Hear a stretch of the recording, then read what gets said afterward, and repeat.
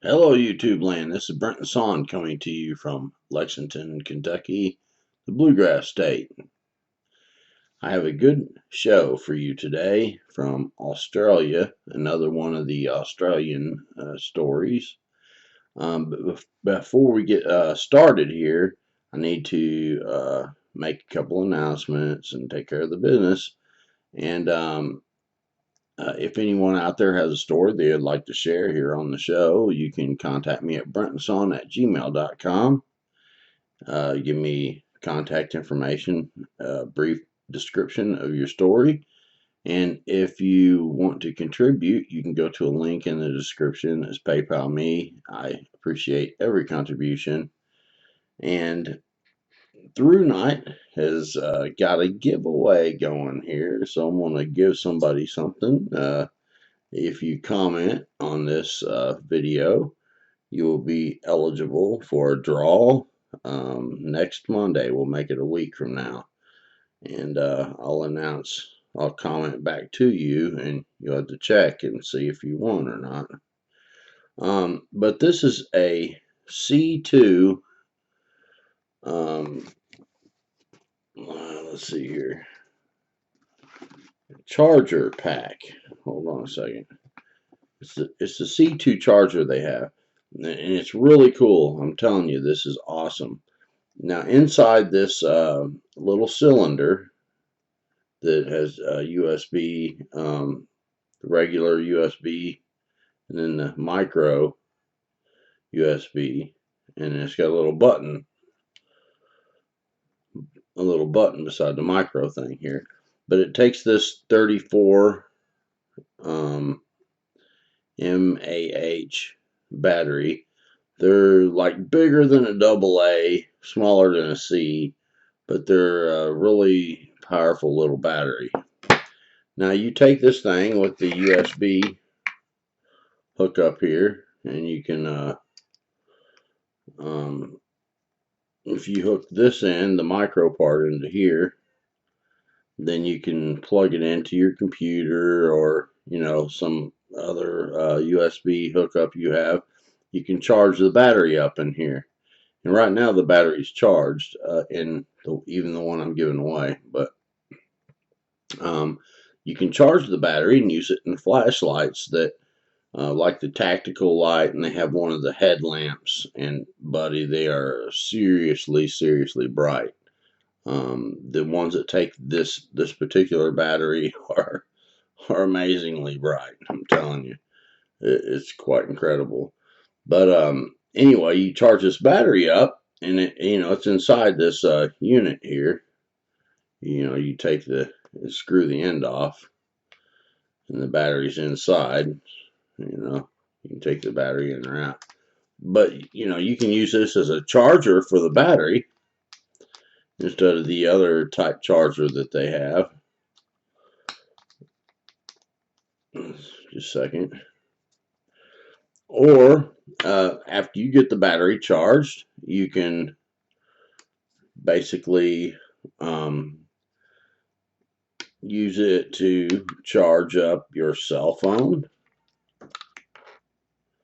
or an MP4 player, MP3 player, whatever you need charged. Just put this in, charge your phone up, man. If your phone runs low on, is about to run out, you just plug it into your phone, and then you push this little button right there, and it'll charge your phone up. And then it has different cycles that it'll flash through as it's charging the I don't know if you can see any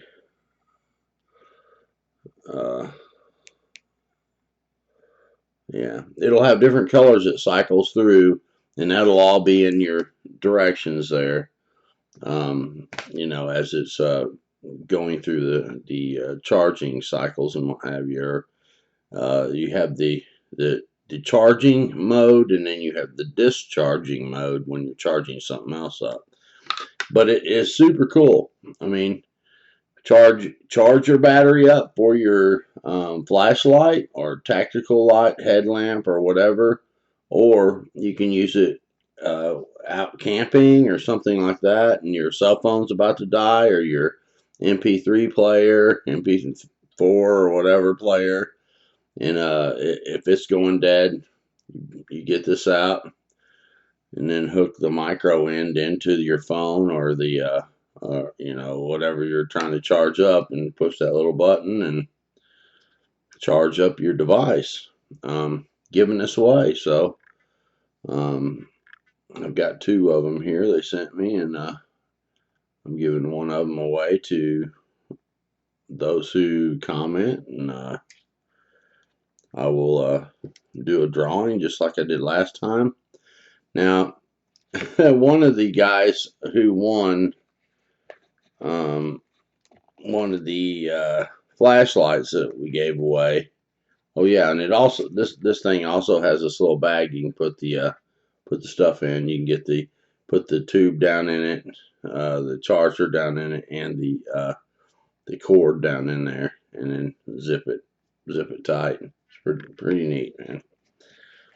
But anyway, Don, who won one of the flashlights on the last giveaway, he had a elderly lady down the road that he was helping mow the yard and stuff like that, and she called him and said, "You need to come down here." And so he's like, "All right." He just got his stuff together and went down there to mow the yard, and she made him some fried apple pies. And just so happened the flashlight got delivered to her house. So he went down there and got some fried apple pies and the flashlight that he won. And he said, "Man, that was the best day ever, man." He was all stoked about it. So anyway, comment and you can win this charger pack. And it is really nice. I like this little C2 charger pack. I'm going to use the other one, that's for sure. Today, our guest is Brett. He's from Australia. Now, you want to listen to this all the way through, because he starts out and he makes a progression through the different times that he had some encounters with the Yowie, or the Bigfoot in Australia. And then it culminates into an eyewitness account that he had, a very kind of scary confrontation that he had with a huge Sasquatch or Yowie. And then after that, he goes on to talk about 3 different kinds of Yowies that are in their traditions in Australia. The Aboriginal people talk about 3 different types, and this is quite interesting. So I think you want to stick around and listen to that. And he talks about some other stuff too that's pretty cool. So anyway, hope you enjoy the show. Comment, and you'll be in the drawing. And I hope you enjoy this Australian version of the Sasquatch. God bless, and I'll see you on the next video. All right, Brett, if you would, I'd like for you to introduce yourself, and then we'll get into your stories, please. Okay, mate. Yes, my name's Brett. I live in, at the moment, I've got 2 places. I'm living in Cronulla, which is a South Sydney suburb in New South Wales. And I've got another place down at on Jarvis Bay, which is on the south coast in an area called the Shoalhaven, which is very very bushy. It's beautiful, actually. It's mostly bush with surrounded by bays and rivers, and it's a lovely area. But I grew up here in Cronulla. Normal family, mate. Mum, dad. I'm the youngest of 3 kids. I've got an older brother and an older sister. So yeah, just basics, normal old working class family. My mum and dad separated, or got divorced when I was about, I think it was about 9 or 10. And I didn't see my father for many years, but when I was allowed to see my dad again, that's a long story anyway, when I was allowed to see my dad again, one of one of the things that used to bond us really well was he would take myself and my brother hunting, usually with some of his mates. Blokes that he met down the pub, and good mates, real good bushmen. And fishermen as well. We'd go out hunting, and I think he bought me my first little 22 caliber rifle when I was about 9 or 10. I've still got that. And so, yes, I was introduced to the bush at a pretty early age, and that's one of the things that I've loved doing ever since way back when. So, yeah, Wow. just normal family life, mate. Right. Well, I had noticed you, and I kind of reached out to you if you wanted to come share, some of your Bigfoot experiences and stuff, and you got back to me pretty quick. And of course, this was Thanksgiving weekend and stuff, so that's right. It was. Yeah, we had a few things going on, but anyway, we really would like to hear your stuff, and I know some of the fans was really wanting to hear what you had to. To talk about. It had a really, really humble beginning. I've always had a very open mind to esoteric stuff, if you like. My mother was a pretty famous astrologer in her day. She was, I guess, a lot of people actually used to call her a witch, but I don't really adhere to that. I don't know about that. But she was an esoteric theologian, and she actually used to lecture on subjects like that in America too. So I have always had an open mind about stuff. I remember the first time something really got me when I was going bush. We used to go to a place called Wee Jasper. That's WEE, like wee as in small, the Scottish kind of version of. Wee Jasper is a huge area between a town called Yass in mid-western New South Wales and the capital of Australia, which is called Canberra. It's a massive area, and a lot of it's been given over to pine forest now for logging. But when I used to start going there with my mates, when we got our first cars and whatnot, we were about 15 or 16, we used to go up there hunting, and sometimes we would go to this place we used to call a dead hole. It was a permanent water spring off the main road, all dirt roads, of course. Sometimes during the night, even as a young bloke, we used to sit around and think it was people partying up the ridge, We would hear, we didn't hear music, but we used to hear voices and gurgling sounds like there was a stream it was really a strange thing to hear. It used to sometimes drift in and out on the wind. We never knew whether it was other campers up the hill or, rednecks from Canberra or pig hunters with their dogs. So we couldn't ever put a finger on it, but we heard this pretty often. And then one day I went down to the water hole just to wash my hands after breakfast, and there was a really strange print in the mud. It was a clay. The reason the water stayed there was because it was clay. And there was a print in the mud, but it wasn't a footprint. It looked like someone had knelt down making a fist and put their fist in the mud, Yeah. Like leaning on their fist. And I recreated it with my hand, and I got almost exactly the same print, except mine was about a third of the size of this one. And I took a photo of it with my little sort of Kodak, Instamatic camera they had back then. It wasn't a digital camera. This would have been in the 80s, late 80s, I guess. But we all remarked on it and thought it was pretty strange. But, you just let things slide. Yeah. Now, many years later, I will just jump forward a bit for you.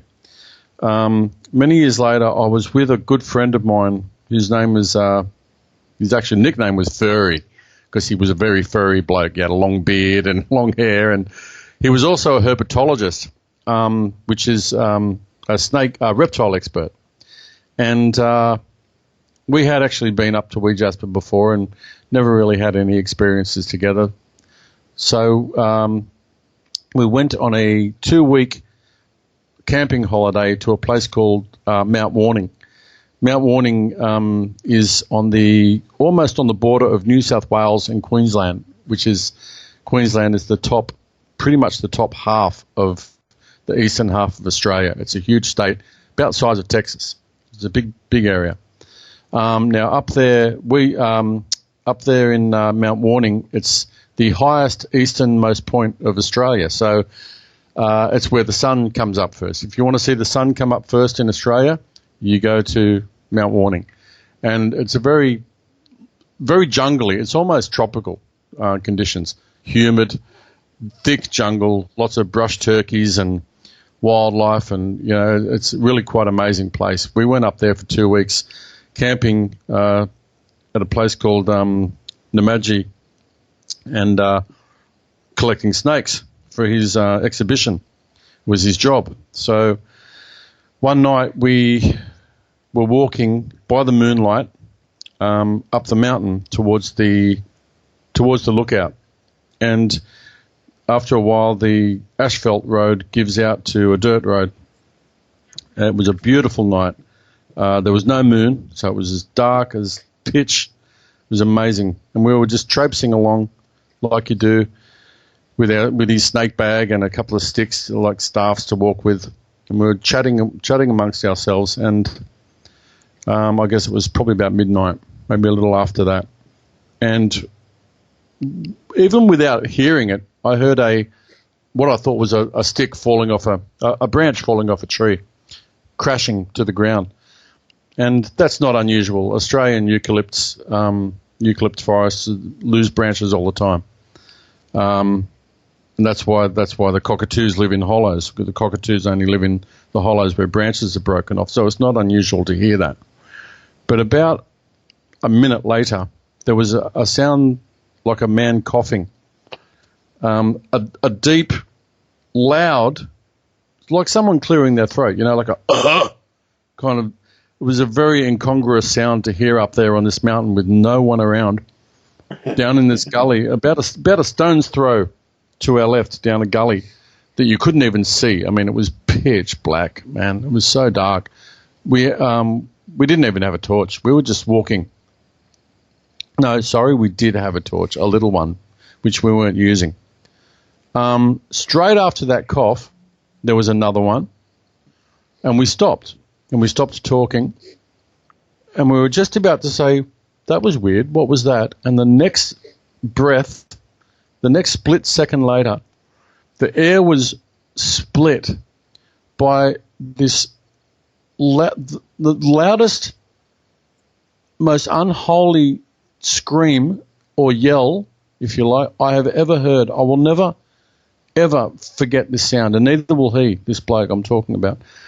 He doesn't like to talk about it, but I don't mind talking about it. It came out of this gully, and it rent the air like a thunderclap, and it went forward probably as long as long as I could hold a breath. Maybe not you. I don't know. It was a long, drawn-out scream from something with a chest like a barrel. Yeah. That this had a lot of wind. Whatever it was, had some serious wind. It wasn't some little. And look, the only thing I can compare it to is about 5 or 6 years ago, I was in United States. I have I'm also a published author, right? So my publisher lives in St. Louis, in Missouri, well, outside St. Louis, Missouri. I was over there a few years back, and he had a job setting up he did it as a favor to someone he knew at St. Louis Zoo, and we had to go to St. Louis Zoo at 3:00 in the morning to set up a Halloween display at the zoo, and we've been there a couple of hours, and I remember sitting on this wall, and it was just before sunrise, and I didn't know that this wall was actually the top of the lion pit. I had no idea. And I was sitting on this wall, and the male lion, about 30 feet behind me, roared in the pitch dark, unexpected. Now, that sound went through me. It was a bowel-shaking sound, and I almost crapped my pants. It was a serious sound. And then as the sun came up, I saw where it was, saw that it was lions, and that was amazing. And they all laughed at me because they knew what was going to happen. And it was look, the funny Australian shit himself because he heard the lion. Now that sound I heard on Mount Warning, that was the same sound, but more. It was more than that. It was. I've never heard a bear, and I've never, until recently, I'd never heard a lion. But I remember when I heard that lion at St. Louis that night. I remembered that sound I heard on Mount Warning, and anyway, so it split the air, and everything stopped. Every frog, every cricket, every owl, and the bush in Australia is pretty noisy. There's quite a lot of lot of wildlife going on, possums, and well, everything stopped. Everything stopped, and I remember opening. I actually had my head down, listening to this sound, and when it stopped, it trailed off into another cough, like that loud at the end of it, and I opened my eyes, or I looked up, and my friend Brian was his real name. He was nose to nose to me, and he said, "All right, smartass, what the fuck was that?" Because he knew that I knew my bush noises, and he knew that I was going through my head thinking of every sound that I could possibly think of. When you hear koalas fighting, people see koalas and they think koala bears are cute, cuddly little things. When you hear them at night and they're fighting, they sound like devils from hell. They are loud, deep, guttural, scary, scary sounds when you hear them. It was nothing like that. It was nothing even close to that. This thing was the king of the jungle, whatever it was. And then after that, there was two more loud cracks, like branches being pulled down off a tree. Not dry branches either, like green branches being pulled off trees. We didn't hear any stomping footsteps or anything, just that. And we decided to keep walking. So we kept going up the mountain, and there was nothing more. No more sounds, just that one blood-curdling yell / scream. And then after a while, we kept walking. After a while, we felt like we were being watched, and it was too quiet. It was just too quiet. Even the frogs weren't, cricketing. So we turned around and we walked back down to our campsite.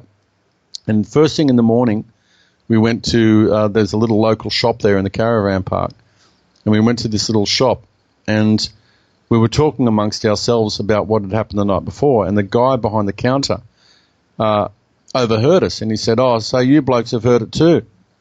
And we sort of turned around and went, "Sorry, mate, what was that?" And he goes, "The Yowie." And it was blasé as anything. He's just gone, "You heard the Yowie last night, didn't you? We heard it too down here." And this was like I don't know, half a mile, maybe a mile from the shop. We said, "What?" He's gone, "Oh yeah, mate, don't worry. It's been up here. Everyone knows about it up here." And he went on to tell us about the lady that there's a house up there in the forest that we actually walked past. It's off the side of the track, more like a shack. He was telling us that this lady was hanging out her clothes one day on a clothesline, a simple clothesline with a clothes prop. And her dog was in the backyard, and this huge, hairy man came through her yard, walked through her clothesline, dragging the clothes after it, picked up her dog, squashed the dog to its chest, so the dog didn't even have time to yelp, and just kept walking off into the bush, and that was that. It was never seen again, neither was the dog. So everyone knew about it up there. Very, very strange. We didn't see anything. Just the sound was enough. When you hear something that you've never heard before, and you've got a pretty good catalogue of sounds like I did in my head, I could not explain it. I wanted to. I wanted to say, yeah, that was such and such. That was a wombat or a possum or a wild dog nah, there was no, I wasn't about to bullshit myself or my friends about that. It was just insane sound, Now, it only got more convincing to me. The first time I heard Yowie mentioned was on a hunting trip with my dad as a kid. And there was a bloke called Bruce Collins who was a real fair dinkum bushman. This guy was seriously hard ass. He used to hunt razorback pigs from horseback using a spear. This guy just loved, he used to love danger. He was amazing. This guy had been bitten by snakes so many times that he'd lost his sense of smell. He had one eye because of a air rifle slug that was lodged in his skull had gone through his eye, so he only had one eye. He was like a hero of mine. And this bloke mentioned a Yowie to me around the campfire as a kid hunting with my dad, and I thought it was kind of like he's trying to scare me, He's just being an older bloke. I guess he was probably only about 20 something or 30 at the time, but he seemed like an old bloke to me. When you're 8 or 9, everyone seems old that's over 30. Yeah. Because this old guy, and he was an incredible guy. He was like the Daniel Boone of Australia, this a really serious woodsman, hard and scarred, I loved him. I wanted to be this guy. And he told me about that. He used to say, the Yowie, yeah, we've seen the Yowie before. And he even actually mentioned that he'd fired a shot at one once. I still didn't know what he was talking about. But when the next example I will give you happened, this is all the evidence I needed to know that actually he wasn't bullshitting. He was being fair dinkum. He was just kind of maybe elaborating to scare a kid. But I was with the same guy, this herpetologist, Brian is his name. Now, we were up at Wee Jasper again, my old hunting ground, and I was up there with a friend of mine who was passed away a few years ago. His name was Andrew Fishenden, and he was a bow hunter. And he was a bow hunter until he saw me getting all the game with my Mauser, and he switched and he bought an M1 carbine. So he went from a bow to a bloody machine gun, which was pretty funny.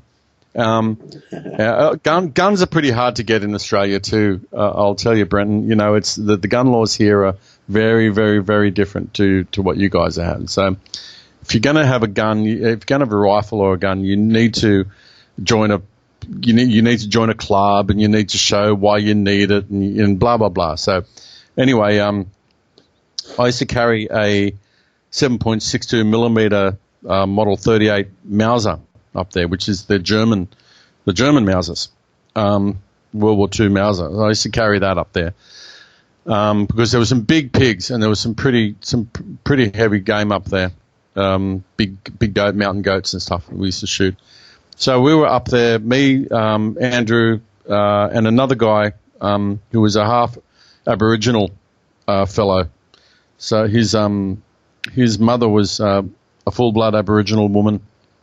I can't remember her people, but he was up there hunting with us. And we all had our rifles, and we went up there, and we used to spend a couple of weeks shooting up there. And one night, one late afternoon, we were coming down we were camped in an area called the Rodeo Ground outside Wee Jasper, which had amenities, so it had a toilet block and taps with water and that sort of thing. It was pretty cool place, and we were in my mate's high ace van, which is just a big work van, Now, we were driving down from the hills after an unsuccessful day hunting, and we got a blowout on the van.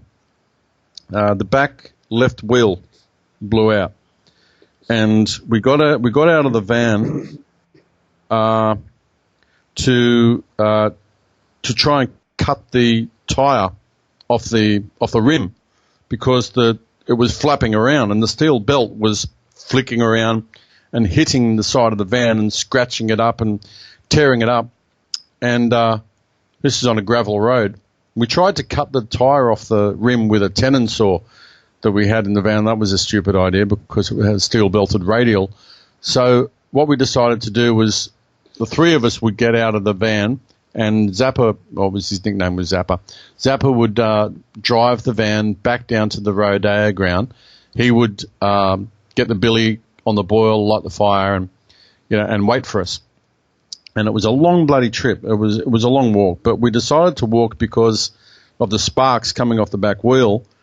If there was a bushfire was going to start, if anything started, then it would be a better idea. It made a lot of sense to walk home, put it that way.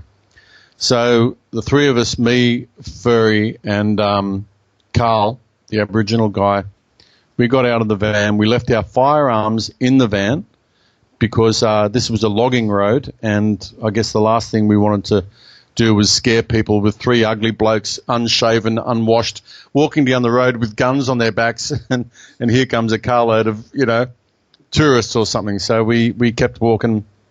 We had a little tiny penlight torch, which I guess you'd call a kitchen drawer torch or something you keep in the glove box, what do you call a glove box in America?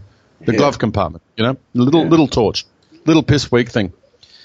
So it got dark. We kept walking. We had miles and miles to go. And we kept walking and we kept walking, and it got dark.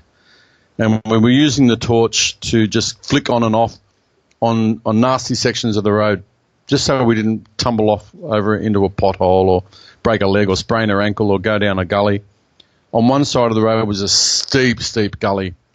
On the other side, on the right-hand side of the road as you go, was a bank, like a river bank, probably 3 or 4 foot high, and then the hill sloped up, and this road hugged the mountain all the way down the mountain to this clearing at the bottom where it flattened out into the plains. And so we're walking along and chatting, happy as you like. And I don't know how long it had been, but I'd heard what I thought was a kangaroo, crunching along in the bush, but this kept following us. And one by one, we all started to hear it, and you could just tell we were listening. And it wasn't kangaroos run away from you, put it that way. Kangaroos, anything in the bush in Australia, nothing's brave enough. We don't have big carnivores like you guys. We don't have bears and wolves that have got the balls to track you. In Australia, we don't have that. But this thing was keeping pace with us, and it was getting closer. And so we all stopped talking, and we were just listening to this crunch, crunch, crunch, crunch through the dry scrub. It was almost like you could hear the leg lift and fall again. It was just something big was keeping pace with us. When we stopped, it would stop. Not a sound. When we'd start walking again, it would start walking again, maybe just a pace or two behind us. And as loud as you like, really, really heavy. And so this happened it kept going. It did not leave us. It just kept tracking us. And we were getting scared. We were trying to be brave. And after about this was a long time. So maybe I'm saying after about 40, 45 minutes, we started getting the shits with it and yelling out things like, yeah, piss off, mate, whoever you are. Yeah, good on you. I've got a gun and I'm going to blow your brains out if you stick your head up over the ridge. And even though we didn't have our guns, it was getting to that stage where we were trying to put on a bit of bravado,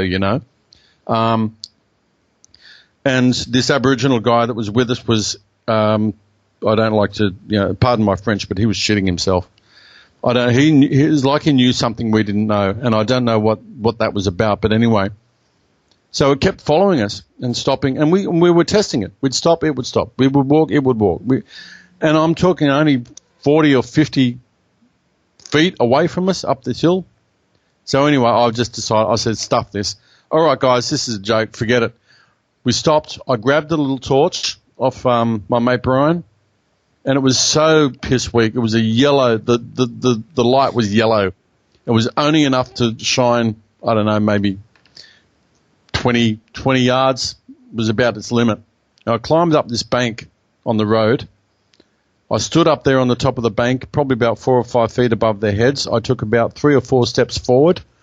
I'm shining the light from left to right, panning it. left and right, see if I could pick up anything. All of a sudden, I saw at the end of the beam a movement, and then a sound like someone sitting in a bunch of leaves and sticks. I locked the light right on this thing. There was a boulder, and there was a tree standing next to this boulder, and right behind this boulder, something big crouched down. I took one step more towards it, and the whole thing became completely visual to me. And as long as I live, I will never forget that very first. It was a red color, like you remember this is something I was thinking about the other day. You remember Afghan dogs?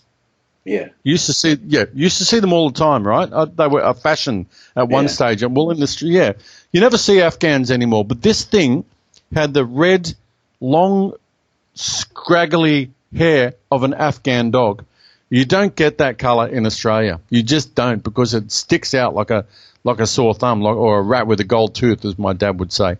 It sticks out, and that's why you don't get that color. And it just, next to this boulder, there was a big boulder. It was grey. It was a granite boulder, and it had lichen on it.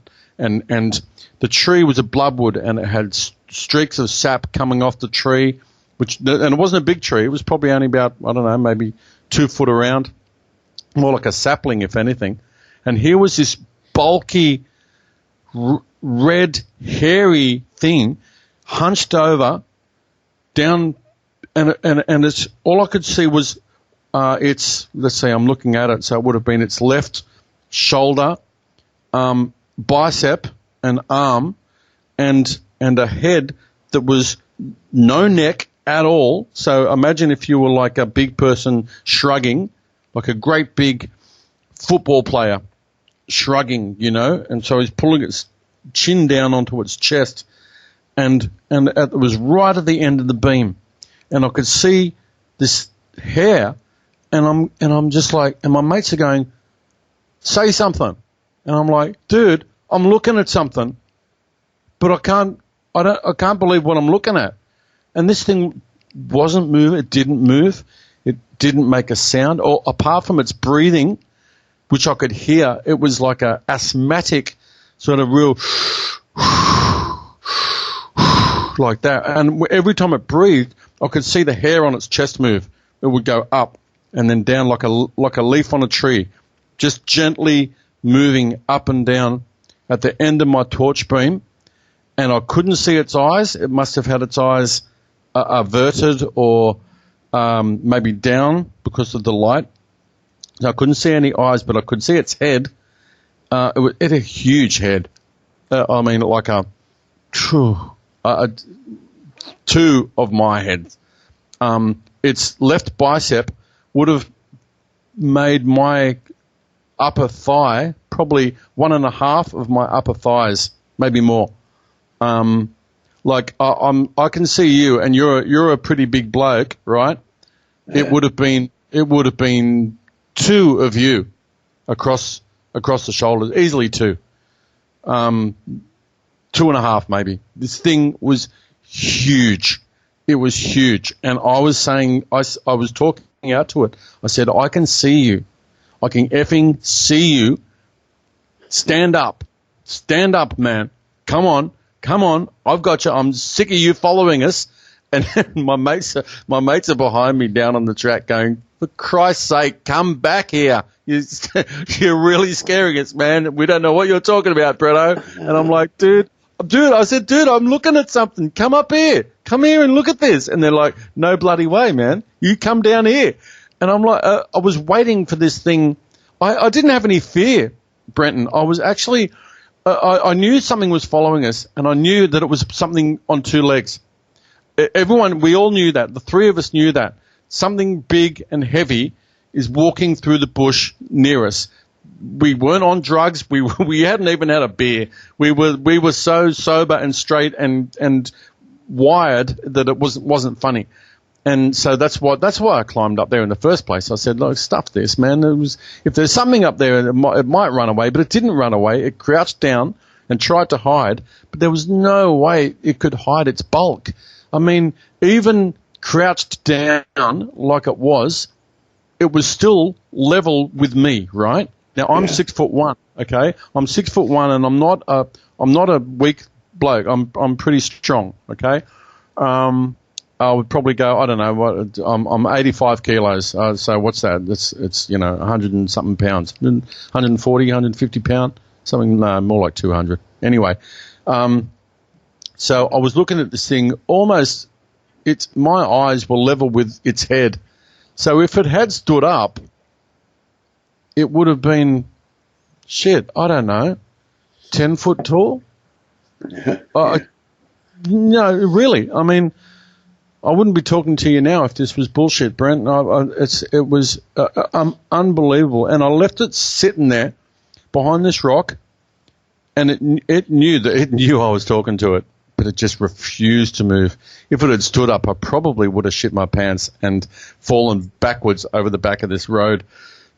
They probably would have had to carry me home, but it stayed there. It just stayed there, still and calm, and it must have been looking at me somehow, but its eyes weren't reflecting. And I've heard these things can reflect light even without a torch. I have heard a lot of reports from your show and others, So, I climbed back down the bank. I left this thing where it was, and we kept walking, and we just had no choice but to keep walking. And my two mates were really scared.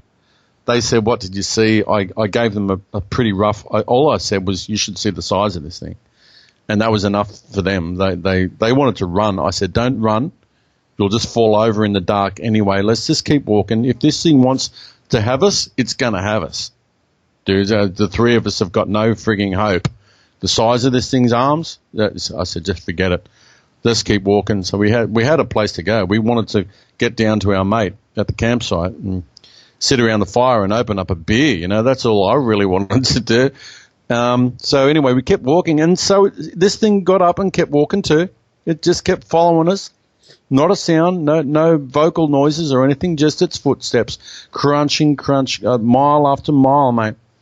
It just stayed there like that. And then at the very end, where the road kicks out onto it forks at a place called Buckluke, and it forks off and goes down onto the flats before you get to where the camping ground is. Just about half a click from there, we heard, and this really, this is what did my head in. Down from the ridge comes another set of footsteps. These guys were converging. It sounded like the other one wasn't as big, but straight down the ridge towards where we were walking comes another one, crunching down the hillside, straight towards where this first one was. They met. We heard the footsteps stopped. We took the left fork, and that's all that happened.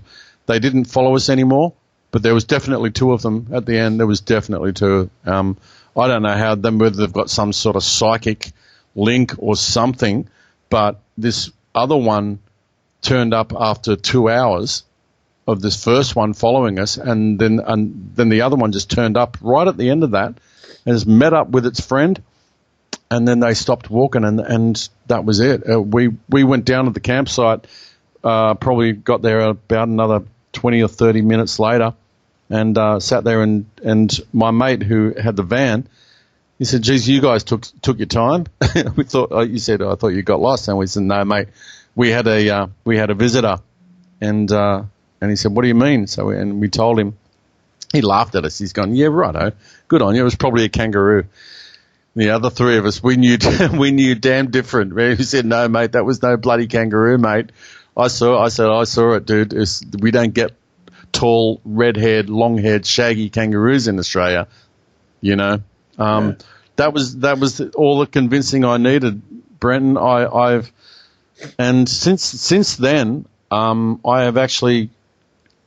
done quite a bit of research, and now that I have a place down in the Shoalhaven of New South Wales, on the south coast of New South Wales, it's got a very long history of Aboriginal habitation. The people down there are called the Jerinja, and the Jerinja people have got stories of this guy they call the Dooligal, Sasquatch, and the Dooligal stories go back long before the whites came to Australia in 1770.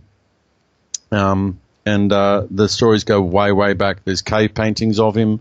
There's stories of the Aboriginals used to fight them. They used to have wars against these guys because over food.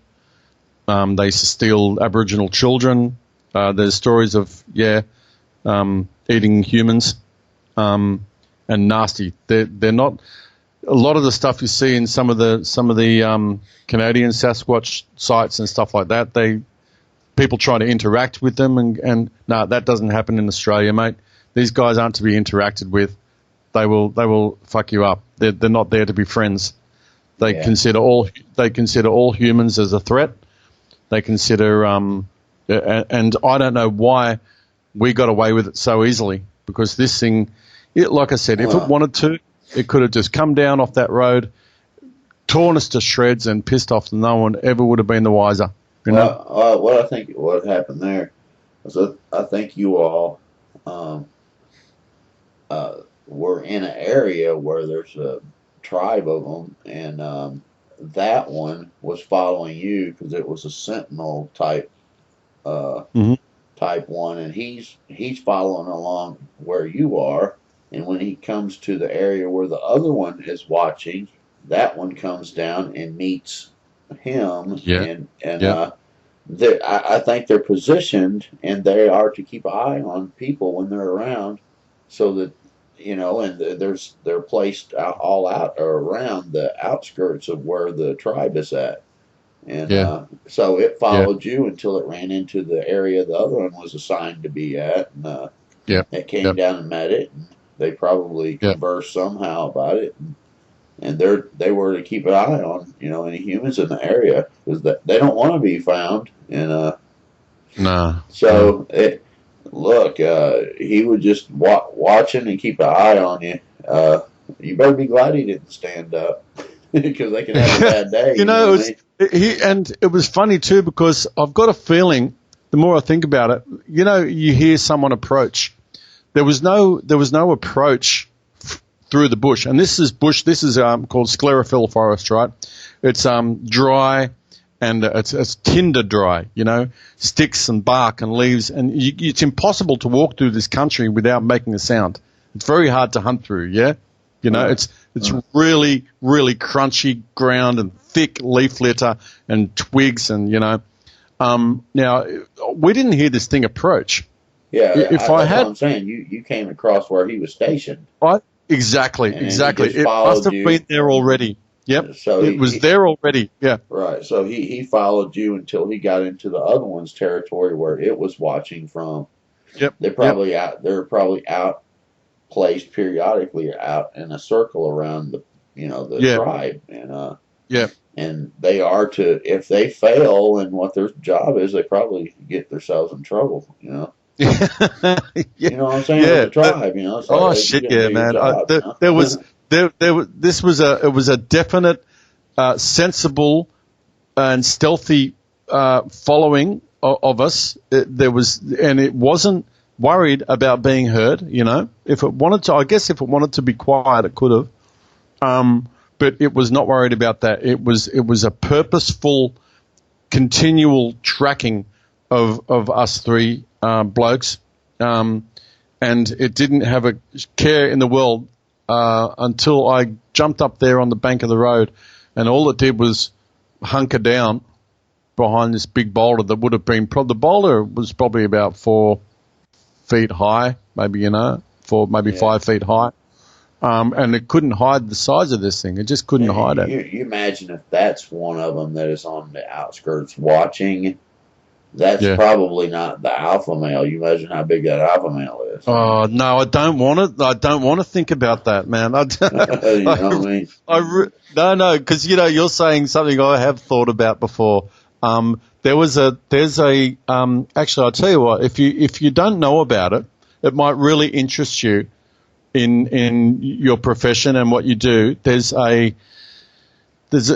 starting to become more and more acceptable in Australia to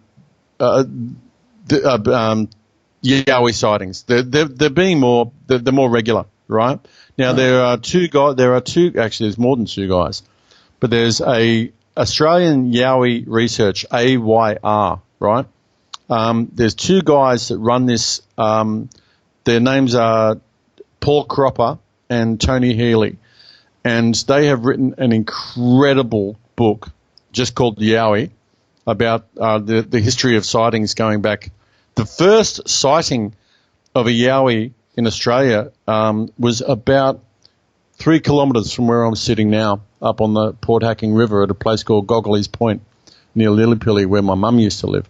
I live right on a huge expanse of bush, hundreds and hundreds and hundreds of kilometres of bush on the southern outskirts of Sydney. Between here and Wollongong, there's nothing but bush. And the history goes way back. Now, these guys have put together a pretty good website and written a brilliant book on it. And there's the first story I heard about Wee Jasper was my own, where I had my sighting. But there was another guy that was confronted by probably an alpha male on a bridge that cuts over the Murrumbidgee River just outside Wee Jasper, and this thing stood in front of his car, and his headlights were only hitting it in the knees. He reckoned this thing was about 12 foot tall. It had canines coming down over its bottom lip, giving it a very very scary appearance. These reports are on the AYR website, and this bloke that had seen the alpha male one, I have crossed that bridge 1,000 times in my life, and every time I do, I think it's a scary place. Well, this guy said this one climbed up out of the river over the girders on the bridge and stood in the middle of the road, single lane bridge. You know? Yeah, I've heard this looking at him before. Yeah, growling down at him through the windscreen. Yeah. Poor bastard was suffering from an asthma attack and stuff at the time. So anyway, look, I hear some of the reports on your brilliant channel, and I can relate to them so much, you know, especially when I hear people talking about that yell or that scream. Yeah. Because and especially in Australia, mate. In America, you've got moose, you know, you got bears, you got cougar, you got wolves, you got the mountain lions and you know, and elk, big things that make big sounds.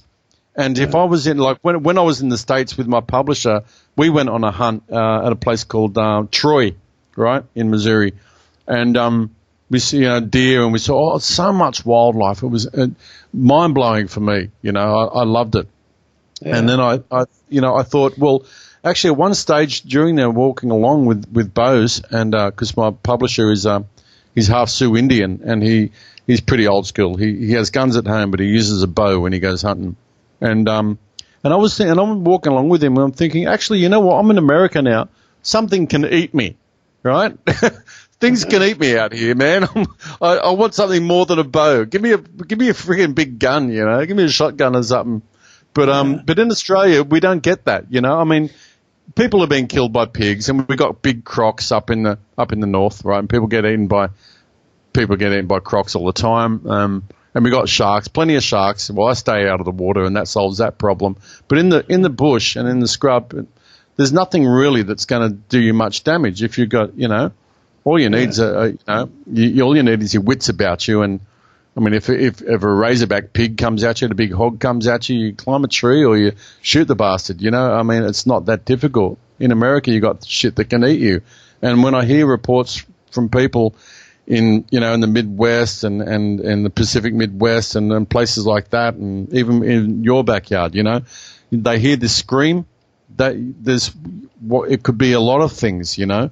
But when I hear reports from people hearing that scream, I know when they're being honest. I know when they're being fair income. You can tell that sound is like nothing else. Nothing can make that sound. There's not a lion in the world that can even come close to that noise. There's just not. The volume of it. Lion's roar is close. It's pretty. They're pretty serious sound, especially at night when you hear one behind you. But nah, this thing has got a unearthly. It's almost, there is a touch of human in it. You know, it's a. Yeah. Well, there's more than a touch. There's more than a touch of human. It's an animal sound, but it's got a human yelling quality. I prefer to use the word yell and not scream, because it's more of a yell.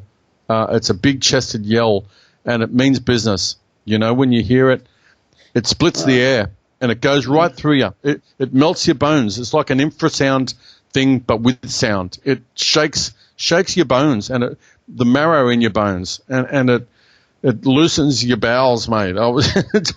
You know, I will never forget the sound. And there's cases too where people will hear like a humming sound, and you know, it's kind of I mean, I've had a lot of different cases where people would hear like the things going on. Or hear that, and they're doing an infrasound. It'd make them sick, or it would put them to sleep.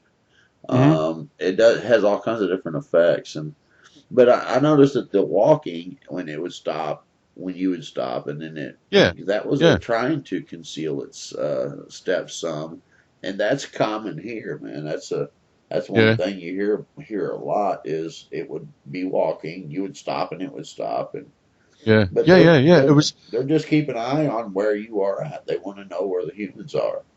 And, I mean, there was three of us, you know, and apart from Todd, Carl, the Aboriginal guy, who was a scrawny fella, you know, he would have been about 10 kilos soaking wet, you know. But me and Brian, we're big fella, especially Brian. He's a big fella. Now this thing was, you know, could probably see us because it was looking down on us. But I'm looking up at night, and this thing's obviously nocturnal, so it could see us, but we couldn't see it. Yeah. And the bush wasn't that thick, you know. It wasn't very thick. It was quite evenly spaced, big eucalyptus trees and the odd pine tree, and you know, bloodwoods and that sort of thing, cedar trees. And so it was looking down at us. It could probably see us the whole time, and if it wanted to conceal itself, it probably could have done as well, footsteps wise. But it just didn't care. It was so blatantly loud. It was, and there was nowhere we could go. We couldn't go backwards up the mountain. We couldn't go down the gully. We couldn't go towards it. We just had to stick to this gravel road because it was the only. Yeah, all we had was starlight by this time. There was only starlight, and it was a kind of white gravel road. You know, like a lot of quartz. You know, that sort of gravel road, really quartzy. So we had to stick to the road. Otherwise, we just, we couldn't see where we were going. This thing didn't care.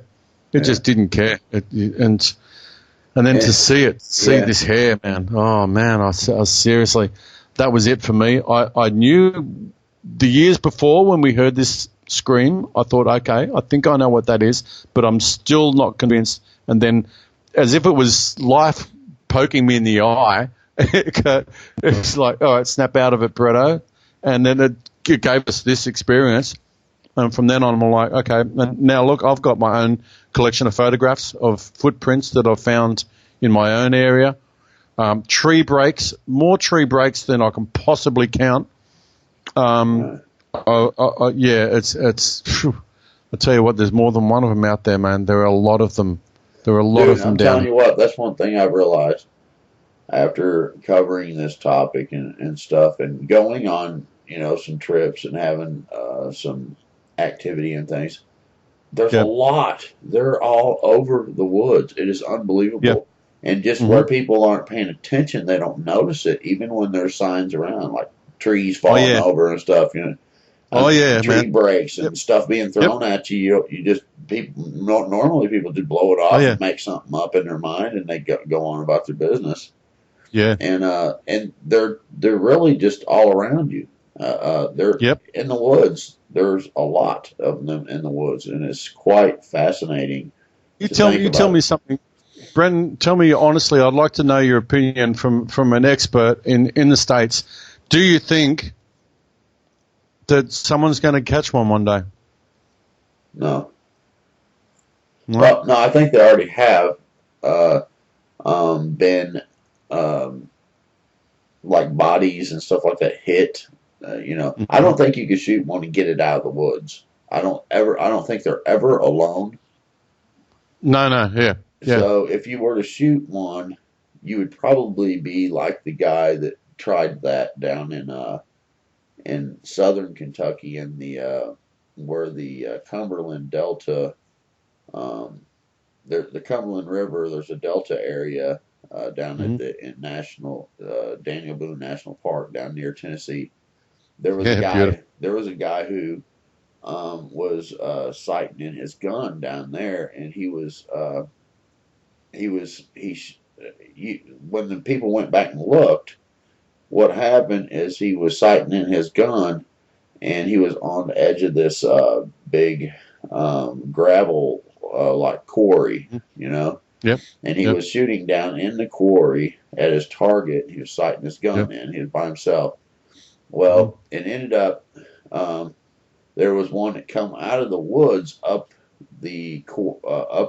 from him on his I think it was on his right on up the hill a little bit, and he Yeah. shot it. So you could see his footprints Jesus. going. His footprints was going up the hill to it, and then there was looks like there was more shell casings on the ground and more footprints. There was these Sasquatch footprints, and Yep. then a lot. There was a bunch of blood where you could tell where he had shot one, and then he Oh man. opened fire on some more.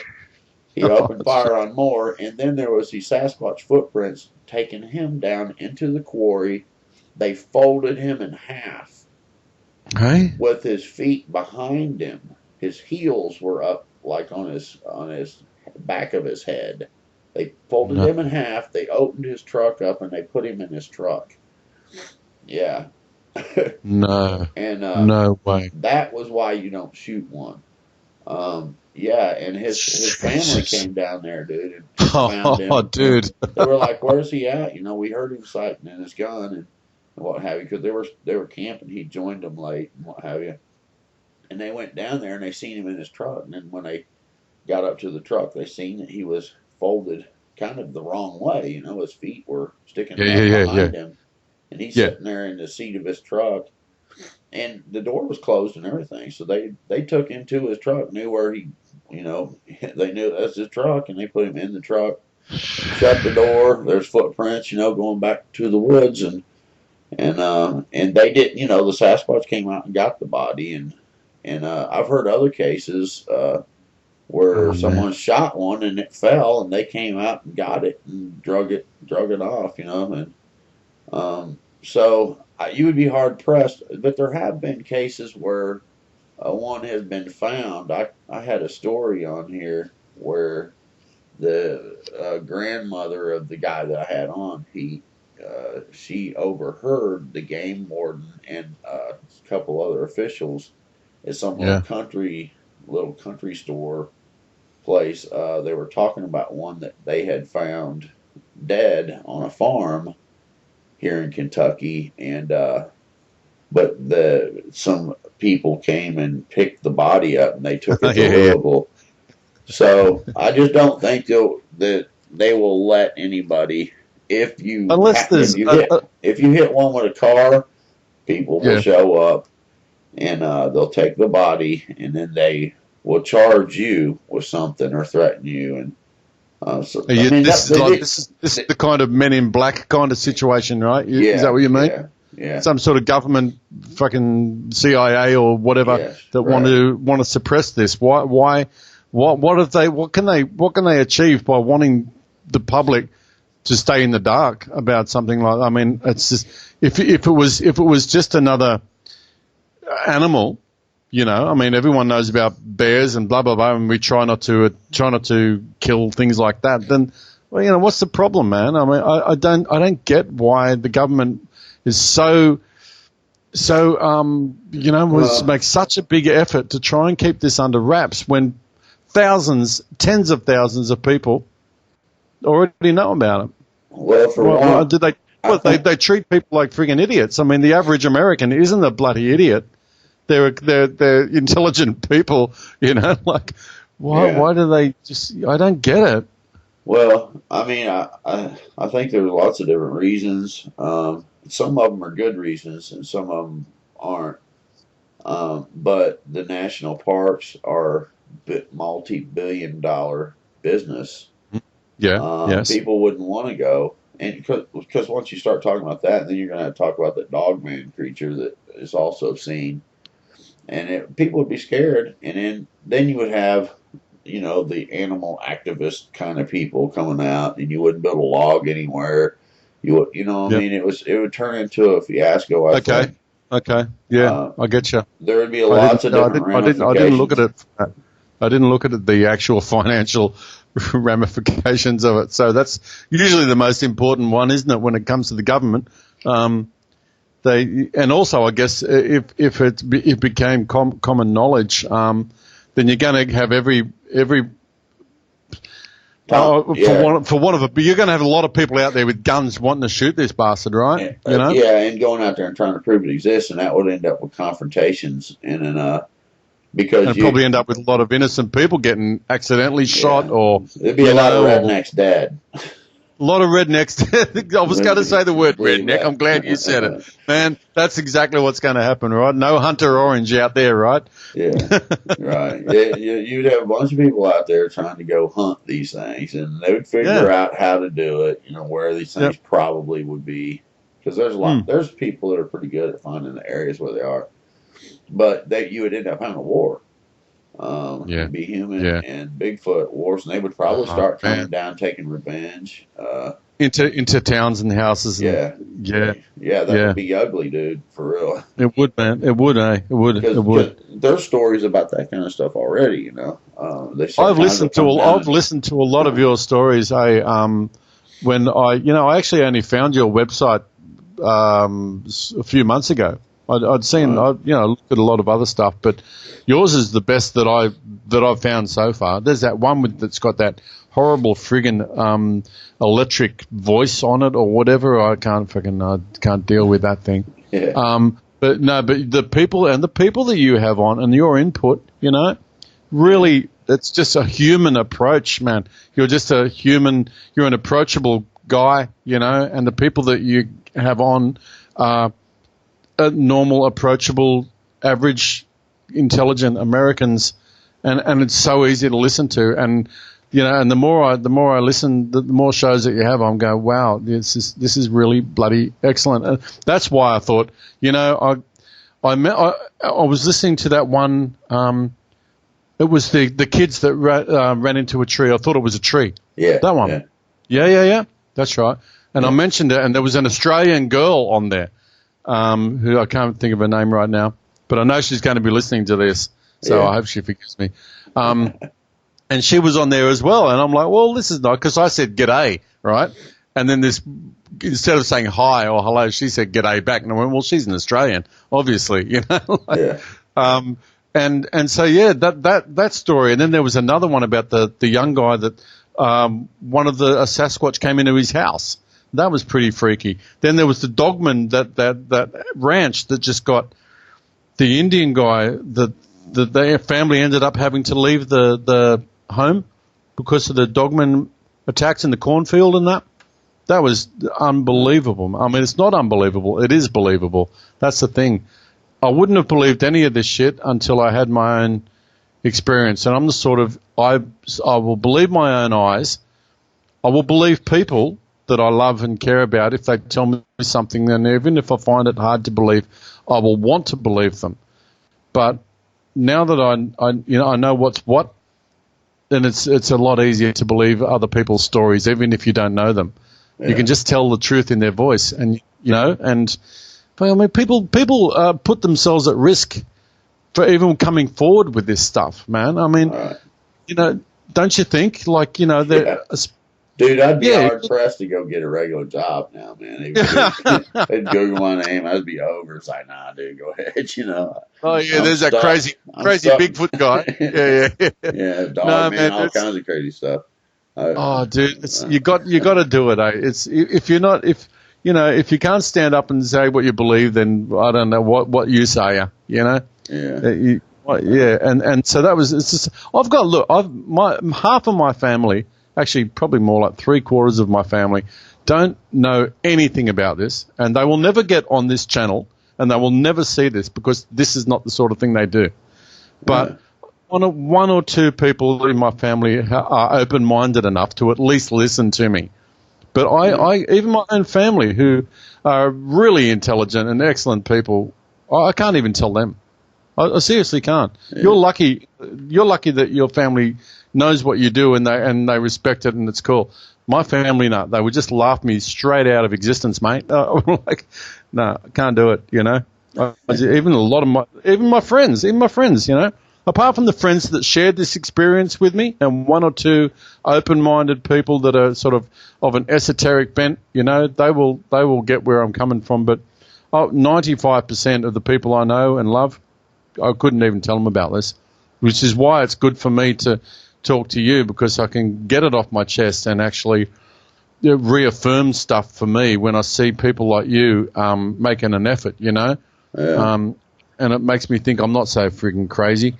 To me, it's just fun hearing people's stories. I love it. It is fun, man. Like on my days off, I sit down here and I'll go through.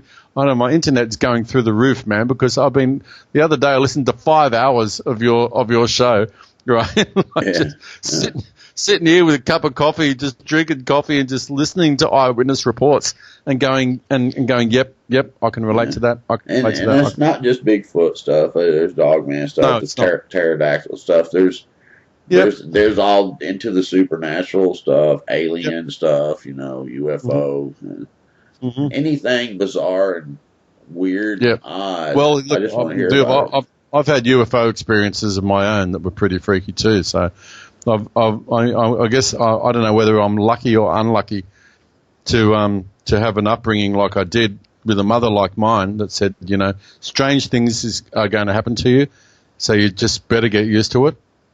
And she was right. She was right. A lot of stuff, you know, especially like ghosts and that sort of stuff. I've had them all my life. I've had stuff like that, but those things I can deal with. The supernatural I can deal with because I know there's different realms, and I understand that, and I know where they cross over, and I can cover my ass with magic if I need to.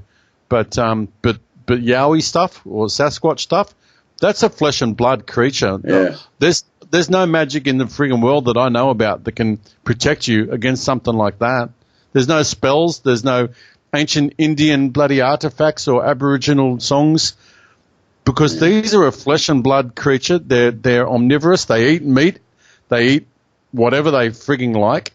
There's a report on one of the Yowie researchers where a guy was there's a place called Woodinbong up in northern New South Wales.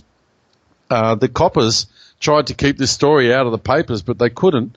And a woman had confronted a massive Yowie in her backyard that was trying to kill her dog. Well, it did kill her dog. But about a week later, behind the local fire station, they found a bloke with his head missing, and his head wasn't cut off with a knife or anything. It was ripped. His spine was ripped right out of his body, and that's common knowledge up there. It's actually happened more than once up there. There's a nasty big boy up there somewhere, and he just maybe this fireman. He was an off-duty fireman and rural fire brigade. The guy had his head torn out of his body by something, and then thrown 30, 40, 50 feet away from. Coppers found it. It's all local knowledge. There was even photographs, you know, and somehow it got suppressed by these little country town bloody newspaper, you know. Right. I guess the government came down on them, but the Australian ones, they're not very friendly. They're not very nice at all. There's 3 types, as far as I know. There's the little guys called Junjidi. Everyone calls them Junjidi. It's the Aboriginal name for them. I have not heard them called anything else apart from brown jacks.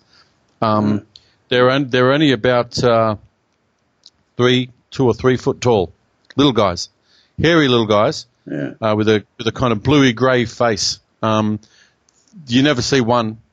I've actually got a photo. I might actually send you the photo I got. of one peeking through the bush. I will do that. Okay. Then there's the second type, which are just called the basic Yowie or Dooligal, which can be anywhere between 4, 5, 6 foot tall. And then there's the third type that they call the beast type. And the beast type are the big bastards. They anything up to 10 or 11 or 12 foot tall, and can stand there in the forest and look like a tree, and you won't even know they're there, and can tear you limb from limb without a sound, and have done. Yeah.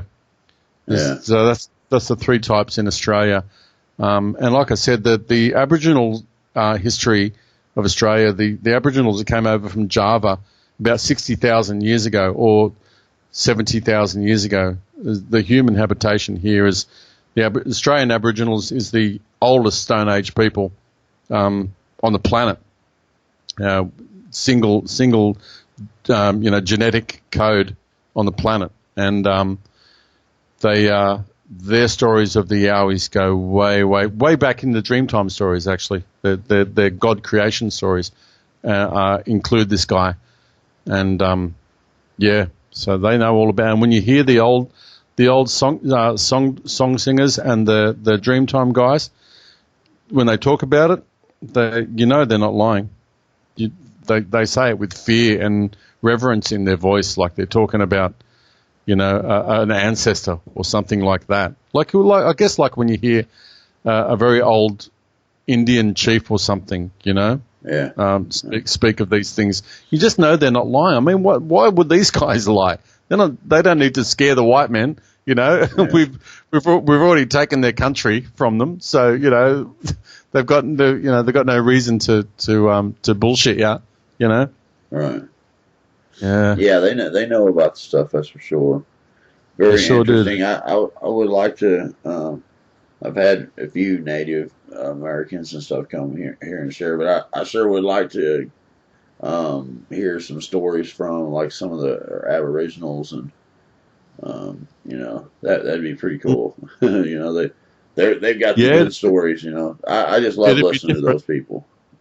There is one story from near where I had my experience of the red guy that I call him, at Wee Jasper. There along the Murrumbidgee, they dammed it and they turned it into a place called the Murrumbidgee Irrigation Area. This was a huge river system that they dammed probably about 80 years ago now, and it's controlled with floodgates and stuff, and it's all sort of farmed and irrigated around there, and it's a big food bowl area. There's a really well-known story of a bunch of I can't think of the Aboriginal people from that area. I know they're not Dharawal, but the reason it's a well-known story is because it was a white guy, a local politician, that witnessed about 5 or 6 Aboriginal men attack and kill a smaller Yowie with spears and clubs, spearing and beating it to death, and dragged it down to the river by its heels. Which is actually, that's the quote from the story, but this was witnessed by several white people, and this was only kilometres from where I had my experience. And the Aboriginals, they warred against them quite a lot. The Junjidi, they used to call them cheeky boys or cheeky fellas, because the Junjidi, they are cheeky fellas. They actually not going to do you any harm, but they will steal your fish, and they will steal your stuff, and they will take your thing, and they will screw with your head, because that's just what they're like. They're cheeky fellas. But the Dooligal and the Yowie, they will kill you, and they will take your children for food. And that's why they constantly fought against them. There's a carving just across the river. As I look out my window now, I'm looking up the river across Gunnemoutta Bay and straight up to the Port Hacking River. And right over there's a town called Bundina in the national park. And I used to live there. Now, in one section of Bundina up the beach, a place called Gibbon Beach, there's a bunch of old Darawal carvings. And amongst these Darawal carvings, there's one that of a figure with its arms raised up above its head, 6 fingers on each hand, and 6 fingers on each foot, 6 toes, sorry, on each foot. And it's got a male sex organs coming down. And I can stand in this drawing. It's a pictograph, it's carved into the rock. And I can stand in this or lay on this figure with heaps of room around me. It's massive. But all around it are other pictographs. There's one of a stingray. There's 2 whales. There's a kangaroo. There's another stingray, and I can't think of. But basically, all the things around this are food items, right? And what the experts and I agree with is that these are all pictures of things that they've seen. You know what I mean? These are food items. This is a stingray. This is a shark. This is a whale. These are the things they see. And right in the middle of this, in pride of place on the rock, is this huge upright bipedal figure.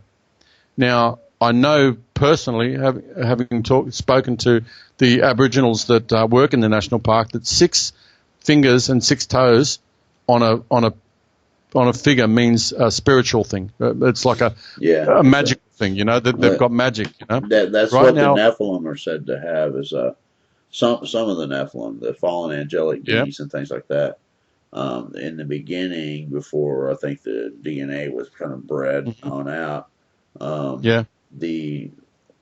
Even the fallen angels were said to have had 6 fingers, but the Nephilim specifically in the early, like pre-flood and directly after the flood, they were said to have double rows of teeth, 6 fingers, 6 toes, and stuff like that. So one of the reasons the Native Americans used to hold their hand up and greet each other was so that they could count their fingers.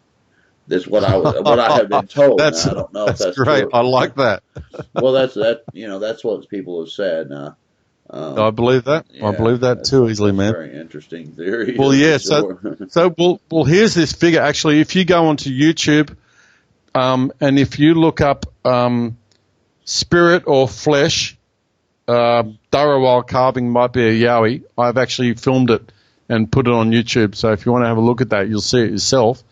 But it's a lot of people say, oh no, this is a spirit guide, this is their spirit guide. It's a Jamaji, and I argue, my argument is, then why is it here amongst all their food items? Why is it everything on this rock face is a normal, average thing in the Aboriginal Darawal daily life of this area?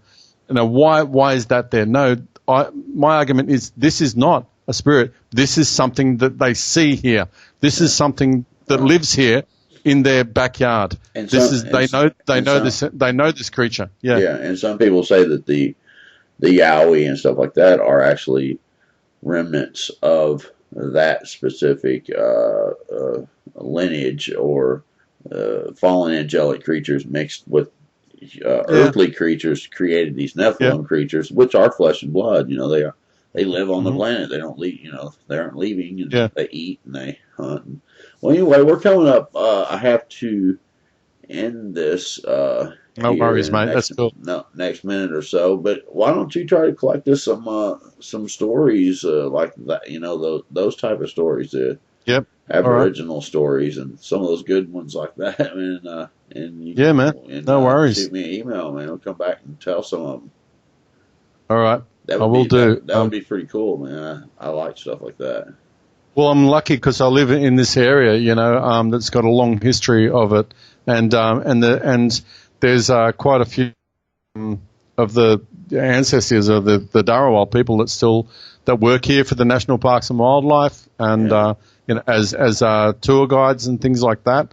So I'm a National Parks and Wildlife volunteer as well, so it wouldn't be too hard for me to gather a few.